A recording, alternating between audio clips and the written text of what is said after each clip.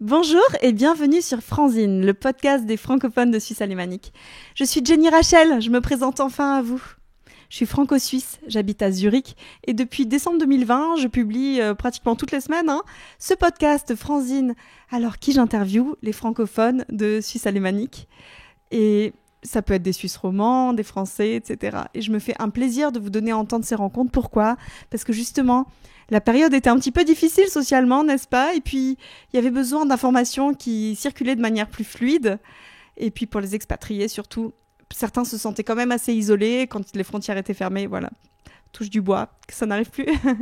En tout cas, moi, ce que je pensais, c'était que notre communauté francophone pouvait aussi se développer et on pouvait créer cette identité franco-suisse et en tout cas la renforcer grâce à ce podcast.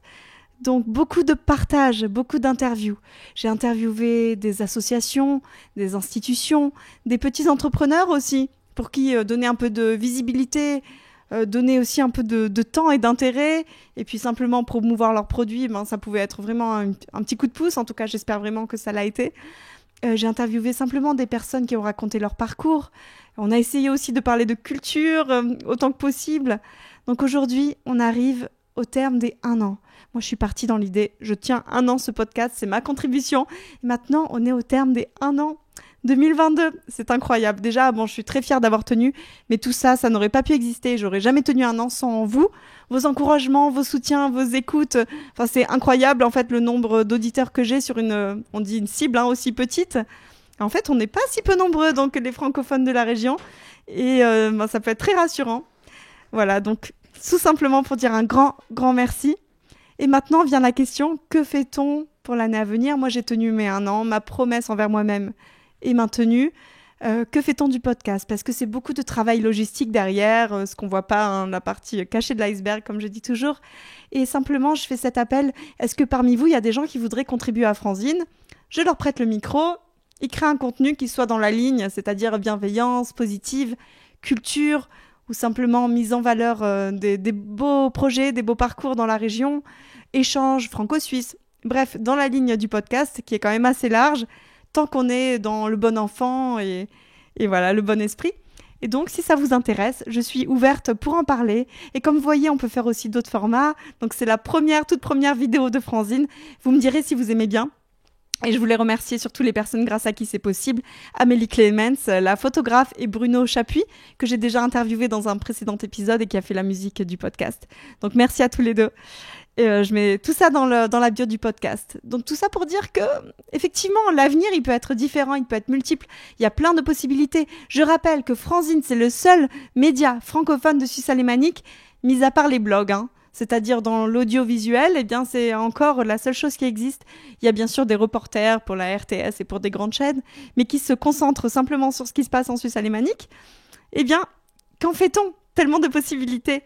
Donc je vous laisse me contacter pour ça. Et la deuxième idée que j'avais aussi en créant Franzine, donc à part le côté créer de la bonne humeur, de la bonne ambiance, donner un petit peu des événements, marquer les semaines par quelque chose de positif, c'était aussi l'idée de créer un lieu francophone. Donc pour moi, la question reste ouverte et j'ai aussi beaucoup travaillé dans cette direction. Et à nouveau, porter ce projet seul, ça me paraît encore un petit peu compliqué.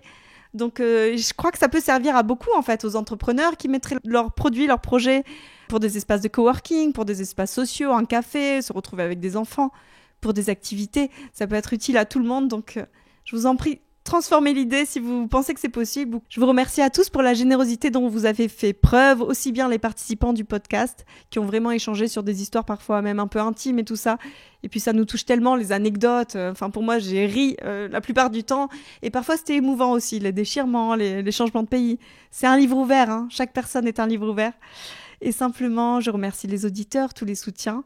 Et puis simplement de aussi voir tout ça d'un bon œil, d'un bon regard, puisque la réception compte aussi. Je me suis ouverte à vous.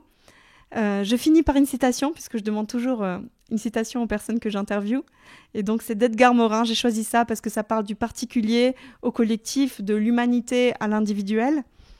Les humains doivent se reconnaître dans leur humanité commune, en même temps que reconnaître leur diversité, tant individuelle que culturelle. Le mot reconnaître, pour moi, il est plein de sens, puisque quand j'entends quelqu'un dans une rencontre, je peux reconnaître des choses chez quelqu'un alors que ça m'est étranger. et je vais comprendre son parcours. Ça va m'être familier, alors que finalement, on a une histoire complètement différente. Et il me semble que dans cette idée de communauté, j'ai du mal avec le mot, mais de solidarité francophone dans la région, eh bien, on peut se reconnaître les uns les autres et ouvrir la voie à de nouveaux partages, de nouvelles amitiés, de nouveaux projets. Et donc là, c'est à vous de jouer. À bientôt!